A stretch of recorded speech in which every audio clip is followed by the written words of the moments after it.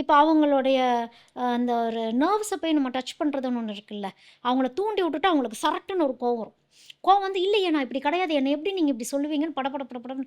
இல்லைங்க, கொஞ்சம் நிதானமாக கேளுங்க, லாஜிக்கலாக பேசலாம் அப்படிங்கிறதுக்கு தான் நம்ம வந்து விருச்சகத்திட்ட சொல்லணும் லாஜிக்கல்குள்ளே வாங்கன்னு. ஏன்னா இங்கே சந்திரன் நீசம்.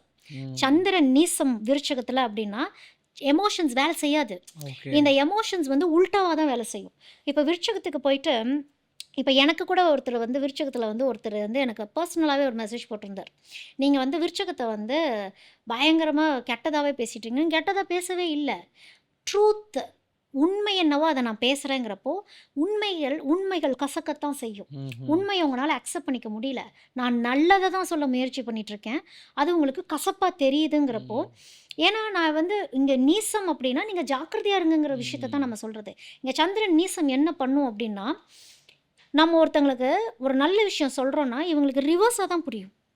ஓகே. என்னை ஹர்ட் பண்ணிட்டாங்க, என்னுடைய குறைகளை பார்த்துட்டாங்க, நான் எவ்வளோ பாசிட்டிவ், நீங்கள் பாசிட்டிவ் தான், ஆனால் அங்கே இருக்க பிளாக் டாட்டை சொன்னால் தான் அது சரி பண்ணுவீங்க. ஏன்னா உங்களுக்கு தேவையே அதுதான். ஏன்னா ஏன் விருச்சகத்தையே இப்படி சொல்கிறீங்கன்னா, விருச்சகம் தான் வந்து காலபுருஷ தத்துவத்துப்படி அஷ்டங்கம் 8வது. இந்த 8வது ராசி அது. இந்த 8 என்ன பண்ணும் அப்படின்னா இன்ஃபினிட்டி. ஓகே. இது வந்து நான் ஏன் விருச்சகத்தை வந்து என்ன சொல்லுவேன்னா, நீங்கள் குழி, இது ஒரு குழி அப்படின்னா இது அடி ஆழம். கடல் ஆழத்தை விட கடல் ஆழத்தை எப்படி நம்மளால் கணிக்க முடியாதோ விருச்சகத்துக்கும் அதே தான். அவங்க ஆழத்தை வந்து நம்மளால் கணிக்கவே முடியாது.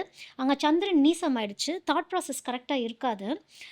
இப்படிலாம் இருக்கிறப்ப இவங்களுக்கு தனக்கு என்ன வேணும்னே தெரியாது விருச்சகத்துக்கு. அதனால தான் விருச்சகத்துக்கு வந்து விருச்சகம் நீங்கள் இப்படி இருங்க அப்படி இருங்க, உங்களை சுற்றி இவ்வளோ விஷயங்கள் நடக்குது.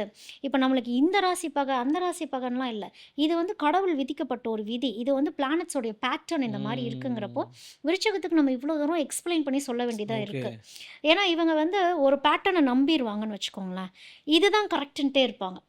இந்த ஜோன்லேருந்து நீங்கள் இப்படி வெளியே வந்து இந்த மிஸ்டேக்கை மட்டும் என்னன்னு விருச்சகம் ரியலைஸ் பண்ணிட்டாங்கன்னா டக்குன்னு ஒரு growth இருக்கு.